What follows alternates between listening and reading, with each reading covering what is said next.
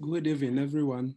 So tonight we would like to focus on some aspects of land law.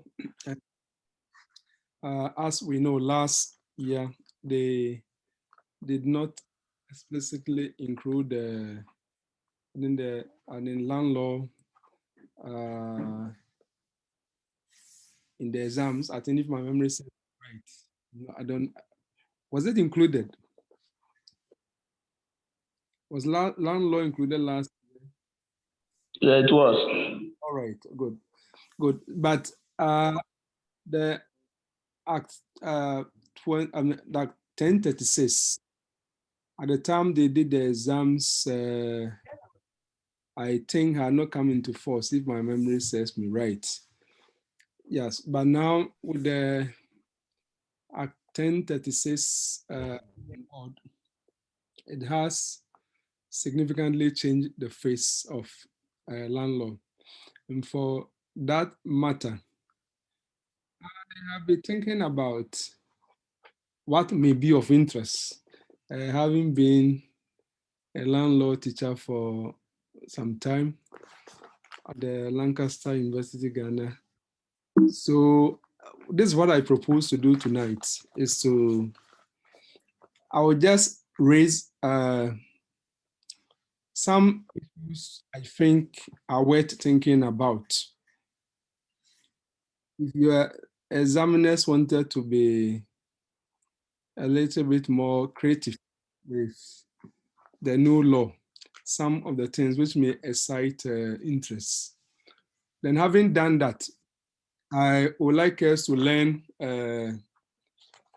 Act 1036 together, selected aspects, and thankfully, Sir Dennis of the Court of Appeal is my very good friend, and he has made available his inaugural lecture, which is yet to publish. Did the inaugural lecture at the Ghana School, Ghana Academy of Arts and Sciences. And I think a good paper that he did, trying to explore the, the trajectory along which the land law has evolved from colonial times up to the present Act of 2020, Act 1036. It's a very good paper, and I think that we will use that to learn the law, of course, and we must have our Act 1036 also with us. Those who have the PDF of Act 1036, you can put it on the platform so that others who do not have it can have access to it. Yeah, so I think that is what we'll be doing. And I think that I also recommend, there was a symposium on the land reform and then like the new Land Act. The video footage is available online. Maybe if you have the time, you can just be playing it while sleeping or when you are doing something, then just listen to it. To all just deepen your understanding of this new law.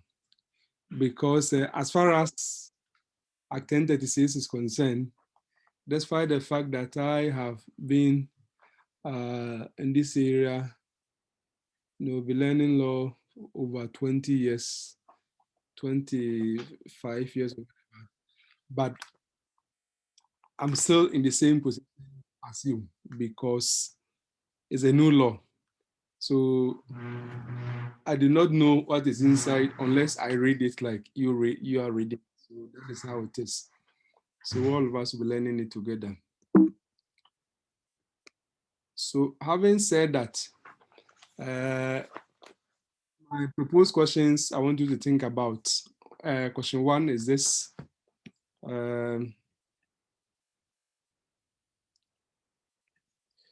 Group of investors. And as I said, I'm not giving or anything like that, but just to guide you along the lines that you can think if you wanted to maybe develop some interest in the Land Act and then the land law for that matter. A group of investors from USA are planning to set up various projects, including factories. They are concerned about the state of the law relating to land in Ghana, especially in the wake of the enactment of Land Act 2020 Act 1036. Prepare a full memorandum briefing them on current state of land law with particular reference to issues that may be of concern to them as investors that will need land for their investment projects. So let's assume that you have a question like this. How will you go about it? Maybe let's spend some time freely discussing this. So let me give everybody 2-3 minutes, right? And then put some points together so that after 2-3 minutes, I will invite you to share your ideas. And after you've shared your ideas, then I'll give commentary on some of the things that I think your mind should be directed to, okay? And then I have about 5 questions I've put down. So when we finish, we move on to the next one. Before we make time and then walk ourselves through some aspects of Act 1036 and also use the Dominic Denisagis's beautiful inaugural paper.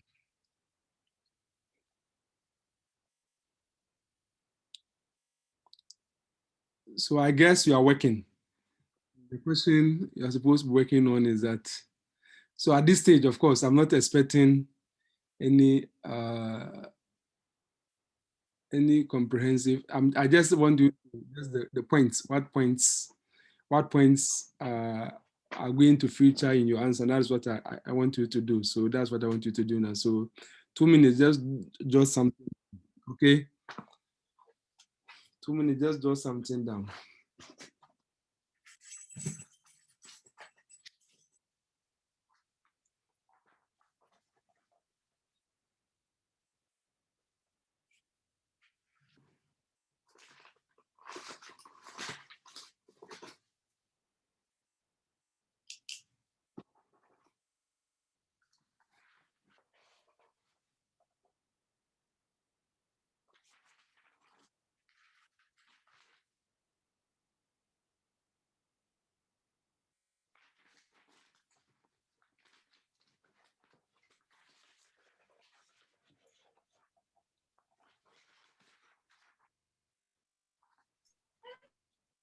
We have 1 minute to go.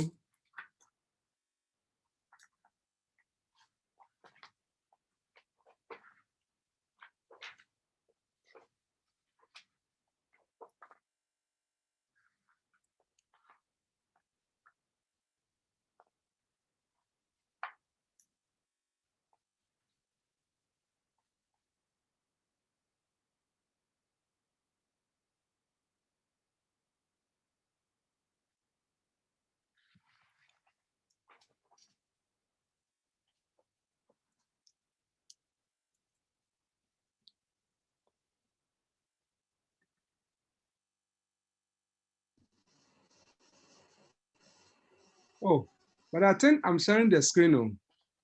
Oh, really? Please, can you confirm if you are seeing my screen?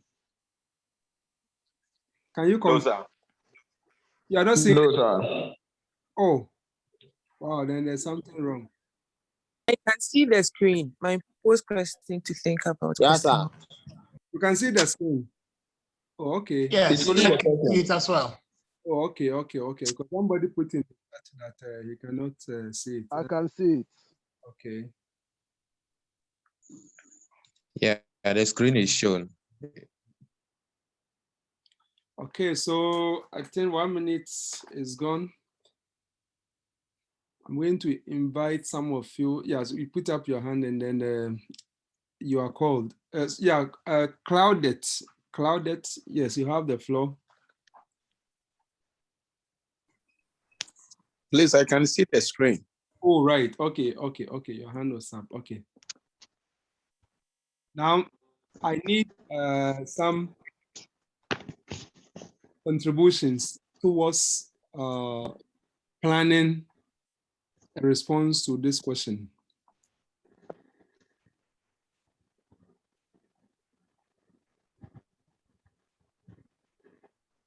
Yeah, so if you want to share, just put up your hand and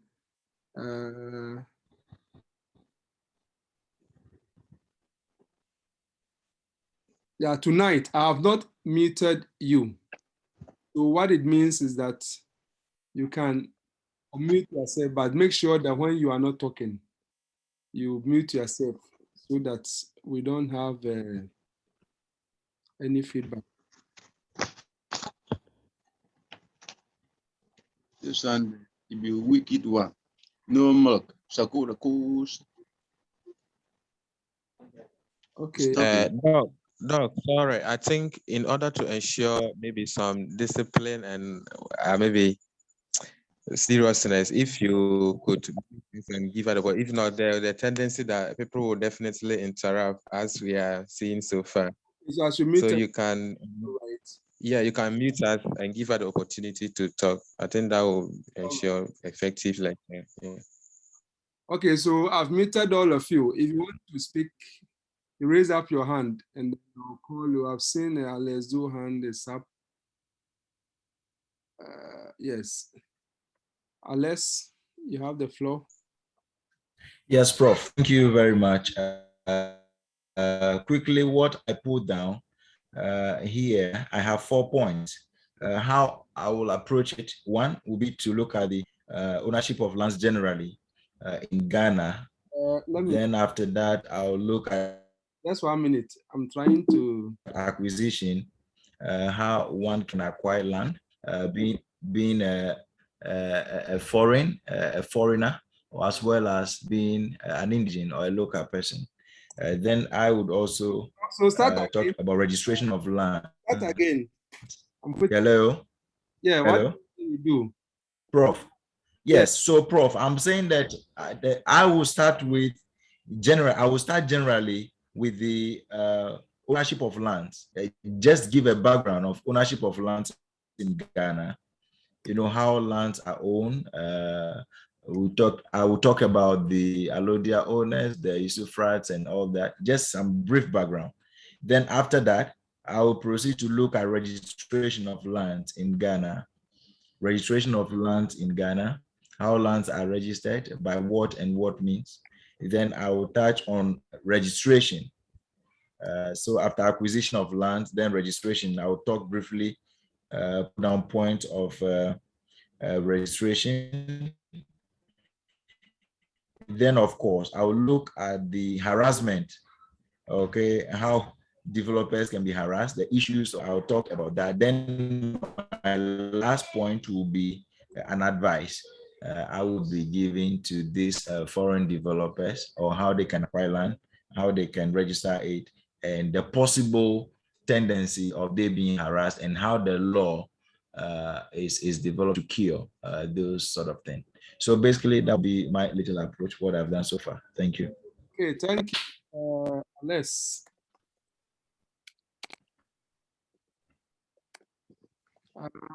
Okay, let's take more and then we comment on them together. Who else? Alex, thank you. So who else?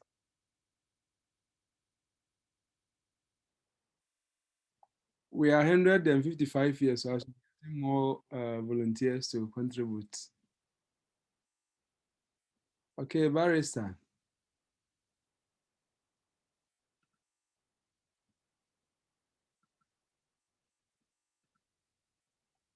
Yes, Barrister, go ahead. All right.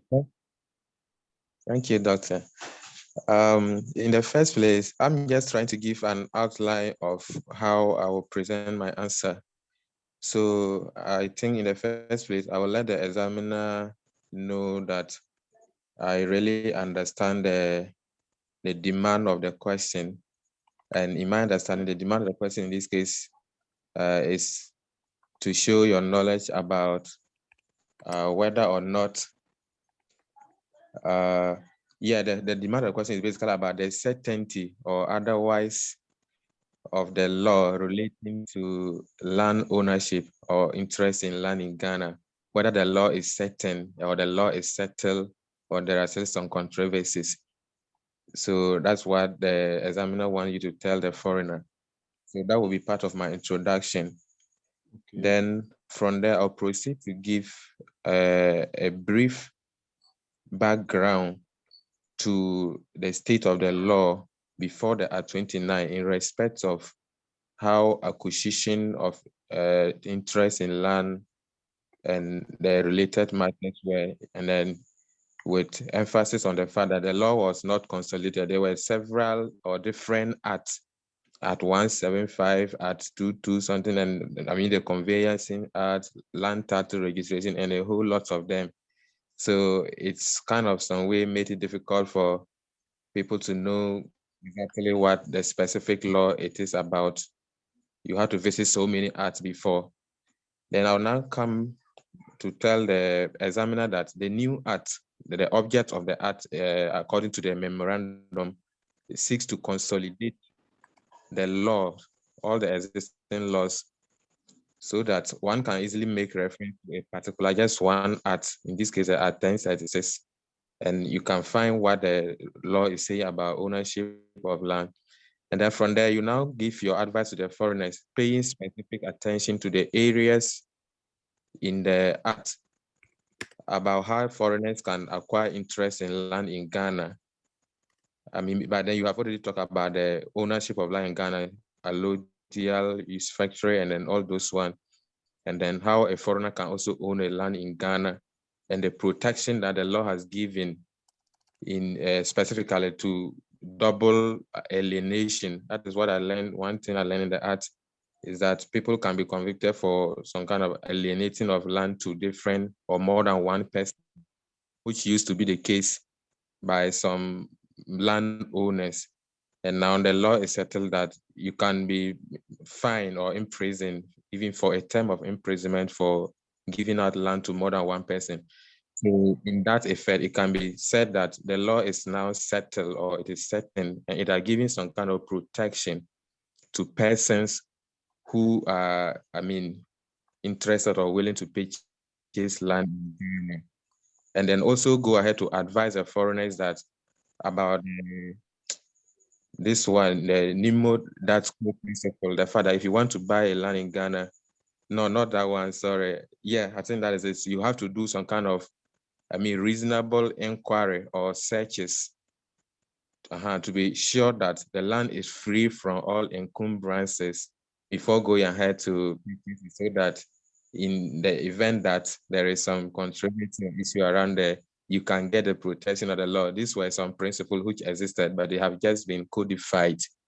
And therefore, you now conclude by telling the foreigners about the procedures they can follow through to get the land and some of the requirements that the law also demand them, I mean, to do in order to get the protection of the law. Thank you. All right. Okay. Thank you, Barrister. So we have two. Okay. Okay. Jalan. Yes. Yeah, Jalan.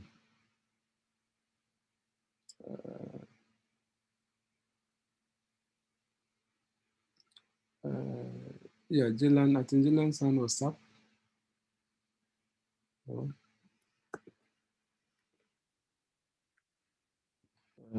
Yeah, Jalan. Was it them? Release now.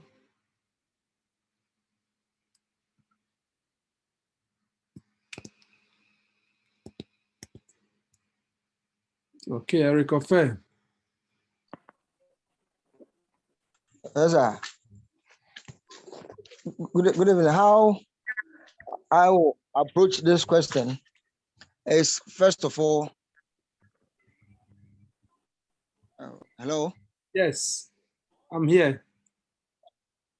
How I will approach this question is, first of all, give a brief historical background Okay. in respect of how lands. Put down your response. That is why.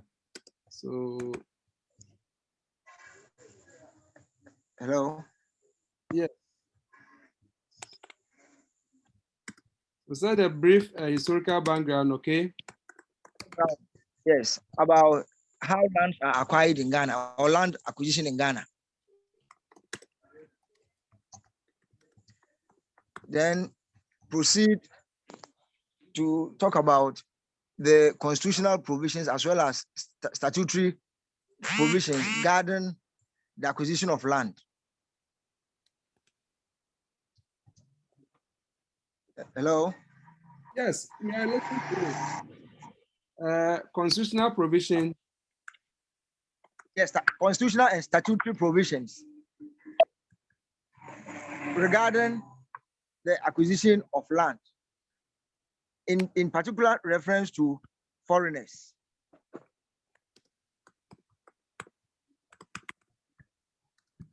Then we'll go ahead to talk about the various reasons for which special provisions regarding giving lands to foreigners and what is in store for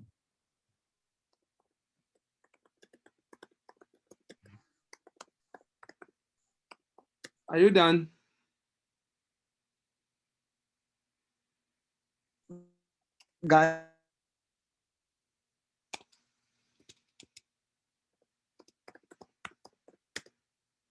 Ghanaians who want to acquire.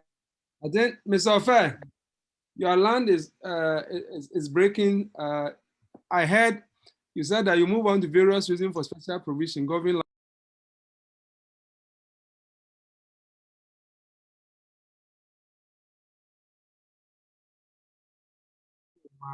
My line went off, but I'm back.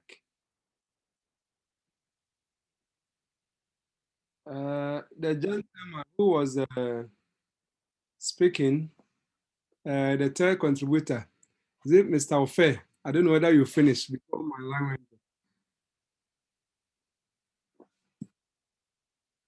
Mr. Ofe, did you finish?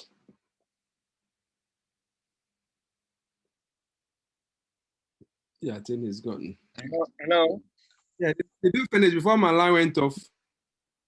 Yes, I was going to conclude, and my conclusion will be the special provisions regarding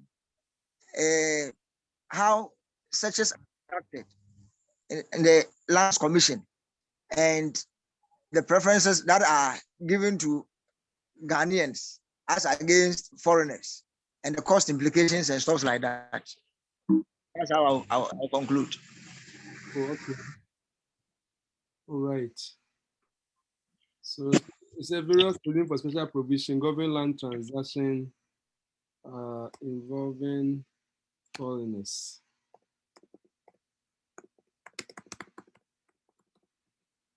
Okay, I want us to take about 5 or more, and then we'll come back to comments all of them so that we arrive at some consensus.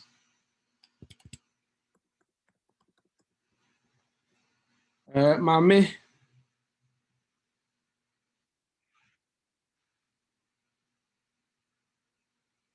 yes. Mame Abba, you can talk.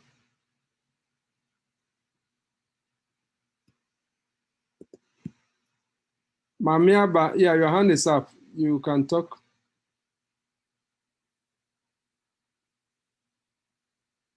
Was it a mistake?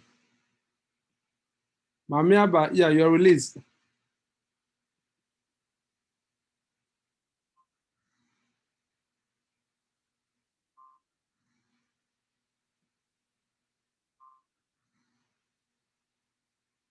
Okay, so some people have put some stuff. Mm,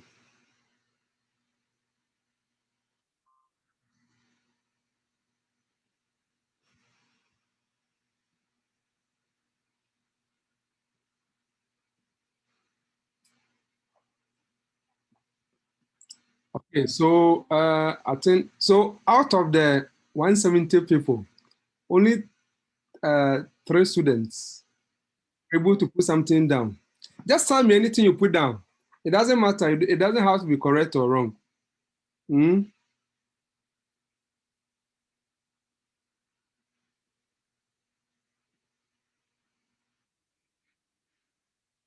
If you don't want to speak, you can use the chat.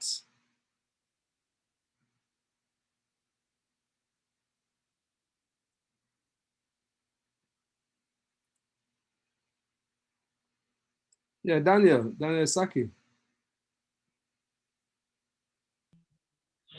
Yeah, hello, sir.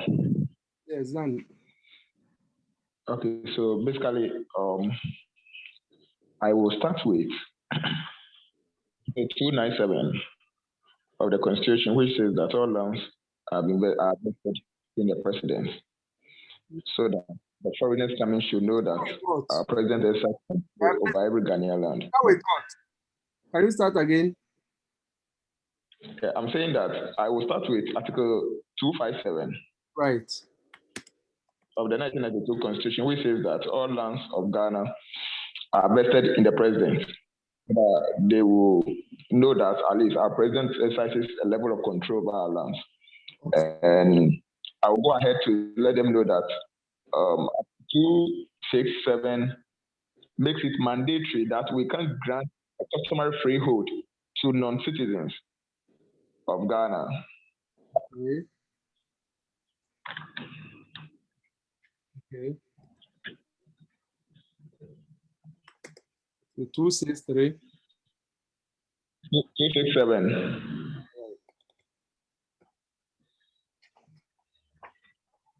Yes, go ahead. Are you done? I will also let them know the modes of acquisition of land in Ghana. And I will, all the due processes that they have to go through, go to Lands Commission, make sure the necessary, and I'll let them know that per section 33 or so of the new Act at 1030 says that every conveyance must be done by a legal personnel, a lawyer, or a legal practitioner. So nobody should just take them to some corner and just deceive them into trying to do conveyance or anything of that sort to them. And when they want to site a factory, because the question talks about they want to acquire land to set up other things, including factories. Yes. Yes. So there are certain provisions which the law makes that take into consideration before setting up. I don't know the kind of factory they want to do, but so basically, I'll take them through land acquisition procedures.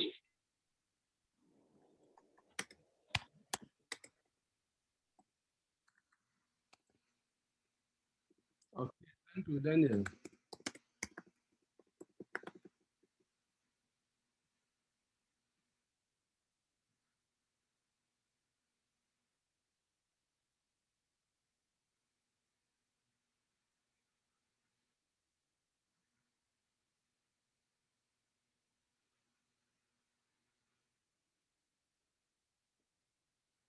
Okay, so probably you did not have enough time you haven't had enough time to think about it. I appreciate that. But at least it's something that you could keep in mind. But listen to the contributions which have come so far, that which intrigued me, and it gave me a certain insight into the working of how the minds of students writing this examination work. At least I've seen some. Just listen to the contribution which I've just come. Now, look at the question. You see, the question is that a group of investors from you are planning to set up various projects, including factories, but they are concerned about uncertain state of the law relating to Ghana, on certain state of the law relating to land in Ghana, sorry, especially in the week of the enactment of Act 1036. So prepare a full memorandum briefing them on current state of land law, in particular reference to issues that may be of concern to them as investors that will need land for their investment project. So as part of your introduction, you need to deal with the issue. Is it true that there have been a problem concerning the law as far as land transactions in Ghana are concerned? Yes, the answer is true, and the problems are the very thing which precipitated or which paved way for the enactment of Act 1036. And so what are some of the problems? What are some of the problems? Uncertainty in the state of the law. What are some of the problems? For example, the fact that, yes, some of you touched on some of them, the phenomenon of the double sale of land, due to the fact that we don't have proper documentation of interest in land in Ghana, despite the fact that we have had the dual system of perfecting title in Ghana for a long time. The Land Registry Act, the Land Registry Act of 1962, Act 122, and then we also had the PNDC law 152. Now, the Land Registry Act, as you remember, is supposed to be for registration of instruments affecting the interest in land and all that, meaning that where there is no instrument concerning a particular interest in land or particular piece of land, if you go to the Lands Commission, you have no record on a particular, and that was why the Land Registry Act came, was that we are not just interested in documenting transactions only as evidenced by a document, but we are going to register interests which people hold in various land. So what was going to be registered under the land title registration scheme was the interests which are held, and not just instrument, that is a document evidencing the interest. So that at every point in time, you could conduct a search and you have an updated state of the situation as far as the various interests held in a particular parcel of land is concerned. Now that has been in force since 1985, 86, but as we speak now, only less than 20% of Ghana, less than 10% or so of Ghana has actually gone through that scheme. So that confusion is there. That confusion is there. The fact that you don't have like the documentation of the interest in land due to the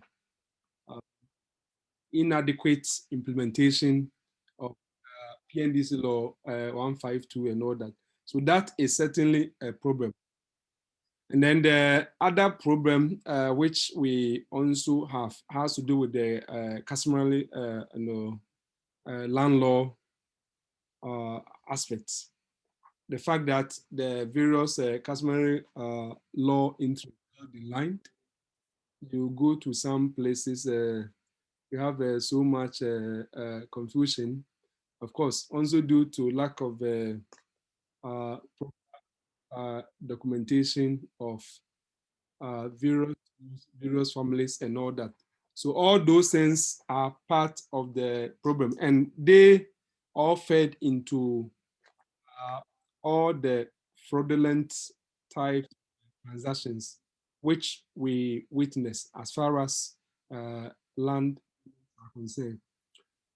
And of course, when it also comes to compulsory acquisition, exercise of the state by the eminent the state exercise of a doctrine of eminent domain. That is also another place. From the point of view of the state, it's not so much of a problem, but sometimes due to lack of proper documentation of who are the proprietors of which interests in land and all that, when it comes to even who to pay compensation to, that becomes a problem. And for that matter, if a certain portion of land is even acquired, for your use, maybe by the government exercising its eminent domain, and compensation will have to be paid, or and so on and so forth, because of lack of proper information on who are the true proprietors of certain. Yeah, sorry, my line went off. Yeah, so I appreciate the fact that this type of question requires a very good understanding of, or a very good reading of Act 1036. And that is why I said that if you even just read through once, and you also have Sir Dennis Jace's work, I think that you should still be able to make like a good progress discussing the question. But I will leave this question with you, and I will let you think about them. We come back to them. So I just mentioned another question. I'm just giving you the question for you to be thinking about them. We'll come back to them.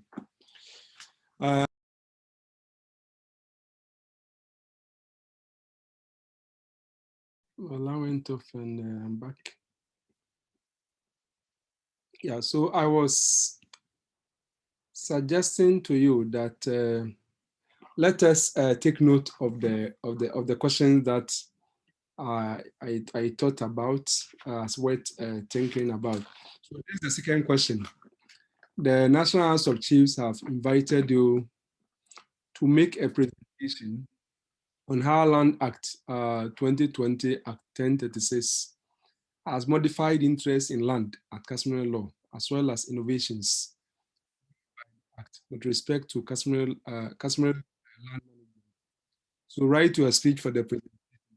So this is another question which is very interesting, and I will suggest to you that we think carefully about this one, especially because if you look at the Act 1036, it has somewhat modified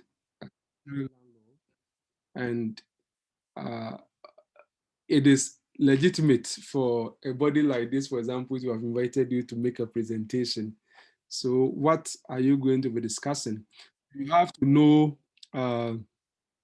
briefly, people like this, a question like this, without wasting time in your introduction, you have to, of course, apart letting us know what the question is inviting you to do, then this is like a speech, but you have to briefly let us know what an overview of customary land law before 1036, especially with respect to interests, right? Interests, customary law interests held in land, or customary land law interests. What has the position been in terms of the mode, acquisition, and all that briefly? And then you tell us what the situation is under Act 1036. Has it just retained everything, or it has retained everything but subject to some modifications here and there? So for example, like if you look at the incidents, we are told in the Act that it's act by customary law established. So all those things are very important. So for you to do, like, let's say a question like if for nothing at all, you have to be familiar with the part 1. Part 1, which is like the session 1, right up to session 12. And because of the customary land management bit, which is also added, then you have to know chapter 1 of part 2. So chapter 1 of part 2 is not a lot. It's just a few provisions. So that is from session 13, up to session 20. Like that deals with the customary land management. So I mean, this is something you can easily get once you get you get like the provision. But I was drawing your attention to the fact that if you look at section 8, right? If you look at section 8 of the Act 1036, for example, it says, quote, subject to 2, 3, 4, 5, 6, and 7, the bundle of rights and obligations that attach to any form of land shall be determined by the source of law, which is the basis of that interest. So if you read that provision, it's suggesting that, well, the Act has only confirmed that which exists. Because if you look at section 1, the allodial title, common law, freehold, dispatchery interest, leasehold, and customary tenancy. Now, section 8 is telling us that if you want to know the rights and obligations associated with this, we have to go to the source law. So in the source law here will be like the customary land law. Maybe the only confusion which has been introduced into the law is a customary law and then the usufructuary interest. Because if the literature, customary law, freehold, and the usufructuary interest, yes, we have been treated by most of the authorities as interchangeably, but the Act 1036 has created some distinction between that. So I think that is what we should have in mind. So take note of the question and think about that. And let's look at the other one. Then there's another question. So question 3. What extent does the Land Act 1020, Act 1036, Land Act 2020, 1036 provides panacea to problems and the satisfaction that landowners encountered in compulsory acquisition, or when the state triggered the doctrine of eminent domain?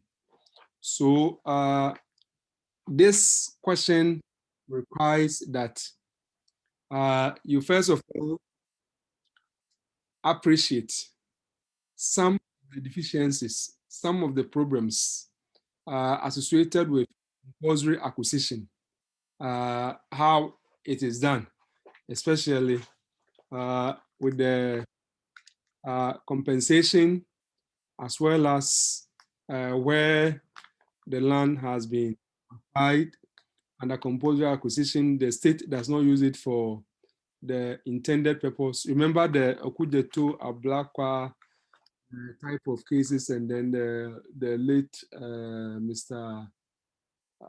Obichebe Lamp, those type of cases. Yeah, so those were some of the problems associated with compulsory acquisition, exercise of the doctrine of eminent domain. So you have to appreciate or know those problems. And having known those problems, you have to go on and tell us how Act 1036 has actually addressed that problem. And I must say that if you take Act 1036, especially if you start from section 233, right? You go to section 233, which is chapter 7.